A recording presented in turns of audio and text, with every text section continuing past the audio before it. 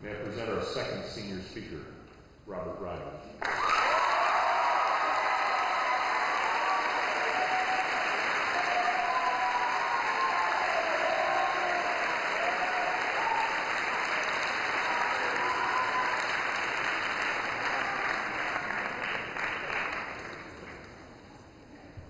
Thank you.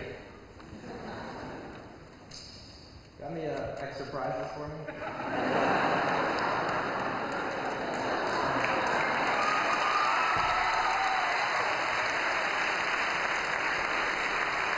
Can't say I didn't try.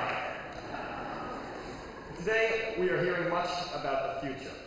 Lessons for the future, our potential for the future, what we must do in the future, and the often stated information that we are the future of this country, which I always found odd because who is not the future of this country? Are high school dropouts the past of America, doomed to live forever in the 1990s? I would like to remember the past, what we are leaving behind, because I do not know what will happen in the future, and I consider the past just as important. I realize that what I will remember best about high school are the little things. I will always remember the bright reflection of the chapel lights off of Dr. Simpson's head.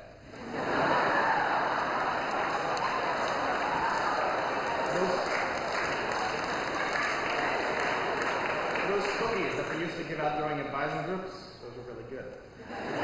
The games of Foursquare, the looks on the faces of the people at the Opera Club bake sale when I told them I only give to real charities. The way that after a new issue of the Trinity Times, all the student areas look like the bedding of a hamster cage.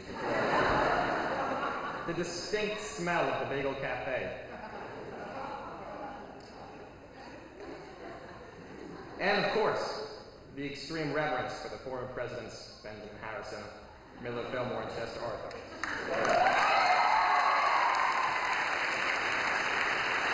But what is the point of all these little memories? Well, partially, they're there just to entertain. But partially to tie us to the past, so we never forget what we're leaving behind. No one will ever be able to take away from me the fact that freshman year, Evan Roberts and I stole candy canes from the Holiday Mobile in the big stairway and ate them.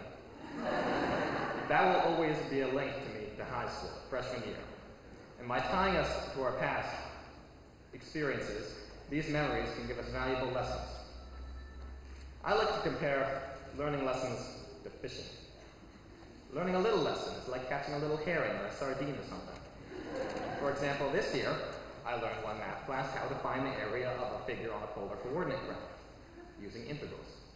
Or last year, I learned during 1-3 that choking should be avoided in playful tussling. Necks are off limits.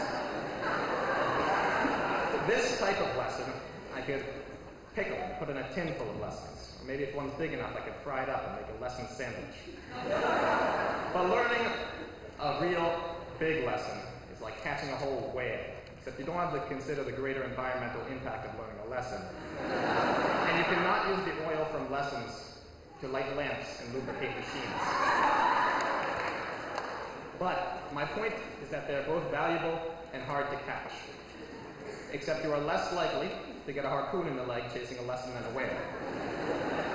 There are two of these big whale lessons that I've learned while at Trinity that I would like to share. The first lesson is that for every great change, there is a give and a take. Take graduation. We are losing the protecting and the sheltering of our parents. They won't be doing our laundry or paying for our food or any of that for long. But in its place, we're gaining freedom. We'll no longer be treated like children. We'll no longer have to listen to our parents sing to us at a Dr. Seuss themed party.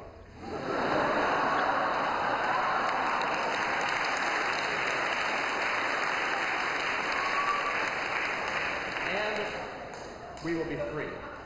From the small freedoms, like freedom to stay out past any curfew, or, I don't know, freedom to eat only McDonald's food and burritos for a month. To the grand freedoms, like freedom to make our own choices, freedom to succeed and to fail. We will become full citizens with all adult rights and responsibilities. We are also giving up, another thing we're giving up is contact with our classmates and faculty. There'll be no one who will, every time I pass them in the hall, I go, "Hey, Bobby." That's you, Ryan. There'll be no one who will eat any amount of free food, no matter how disgusting or unhealthy it is. Devin. And there'll be no one who seems to support a completely different amount of facial hair every time I see him, Mr. Pagonis. In return for giving up these close contacts, we will be finding a whole new constellation of personalities from which to gain amusement and education, however. I've learned from all the changes that I've undergone at Trinity, entering its freshman year, changing grades, etc. There is always a give and a take. And the only way to enjoy it is to simply accept the bad and rejoice in the good. Now, the second big lesson that I've learned recently at Trinity is somewhat related to civil speech.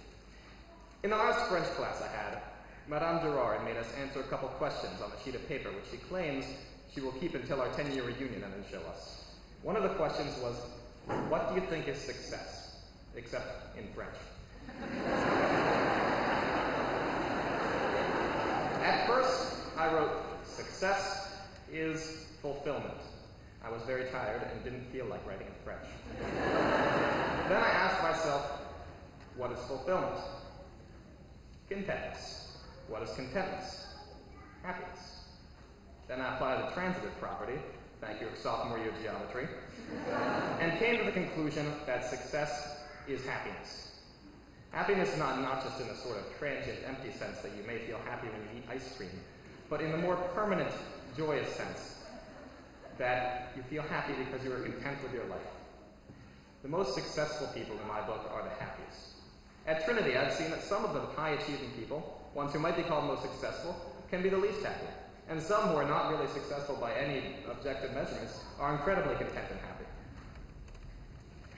There seems to be an attitude among some people in high school that this isn't real life, this is just a test for life. And if we work really hard and suffer through high school, then we can go to a good college and then we can enjoy ourselves and live there. But this sort of reasoning is dangerous, because you can't let yourself wait to live, because it never really gets much easier after high school. If you spent these last 4 years waiting to live, then you'll probably do the same for college, and then your job. And then you might find you've waited to enjoy yourself your entire life. Instead, we must always live, always enjoy ourselves. The most successful people are the ones who can find within themselves the ability to be happy, like Sybil has. And that's I think, the most important lesson I've picked up over my time at Trinity. So, look towards the future. You are the future leaders of this country, etc. But do not forget the past. Do not forget your friends, your memories, and what you've learned from them. Thank you.